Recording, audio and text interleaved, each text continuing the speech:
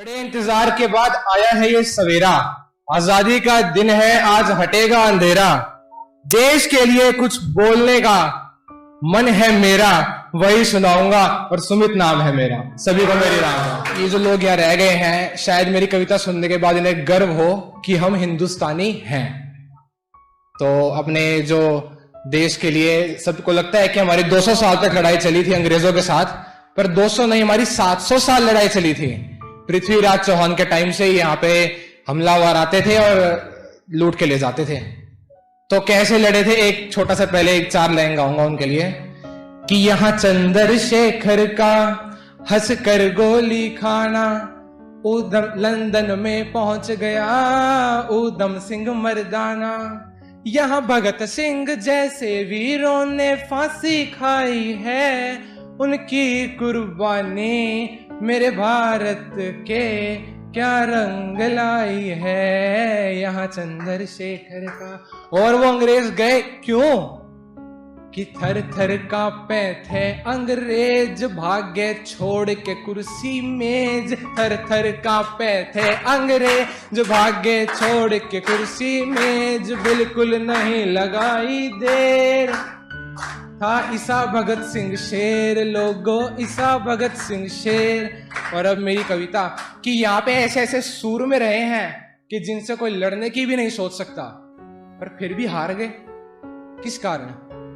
गद्दारों के कारण। कि दुश्मन तो दहल जाएगा, दुश्मन तो दहल जाएगा वीरों की ललकारों से। देश को लेकिन ज्यादा खतरा अपने ही गद्दारों से।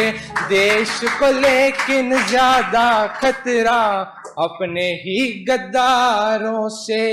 मोहम्मद गौरी को पृथ्वीराज चौहान ने 17 बार हराया, 18वीं बार हार गया, क्योंकि पृथ्वीराज चौहान के ससुर जी ने लालच में आकर मोहम्मद गौरी का साथ दिया। पहले नंबर पे क्या बताया? एक वीर योद्धा अखंड भारत के अंतिम राजा पृथ्वीराज चौहान थे। गौरी से वो हार गए, ससुर ने भरे कान थे। रतन सिंह चित्तौड़ के राजा वो भी वीर महान थे। राघव चेतन दगा कर गया, खिलजी तो अनजान थे। वो पद्मावती सती हो गई जौहर के अंगारों में। देश को लेकिन ज्यादा खतरा अपने ही गद्दारों से। दूसरे नंबर पे महाराणा कुंभा, आप लोगों ने नाम नहीं सुना होगा महाराणा कुंभा का। चित्तौड़ मिला था विरासत में, अपने दम पर लड़के नागौर, अजमेर, पूरा राजस्थान और पूरा गुजरात हासिल कर लिया। लोगों ने कहना शुरू कर दिया कि जब तक महाराणा कुंभा जिंदा है कोई दूसरा राजा नहीं बन सकता। ये बात से जलन हो गई उन्हीं के बेटे को। बेटा जानता था कि पिताजी कहीं जाए ना जाए, रोज सुबह मंदिर जरूर आते हैं। अब पिताजी मंदिर आए, पिताजी ने सिर झुकाया और बेटे ने निकाली तलवार और खत्म। ऐसे ऐसे गद्दार हुए हैं दोस्तों।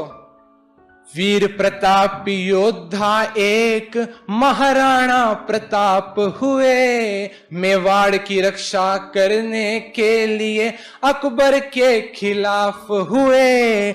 महाराणा कुंभा एक थे वो वीर सूरमा आप हुए। उदय सिंह ने था महाराज ने, अरे दुश्मन अपने बाप हुए। वीर योद्धा दुश्मन से नहीं, हारता अपने प्यारों से। देश को लेकिन ज्यादा खतरा अपने ही गद्दारों से।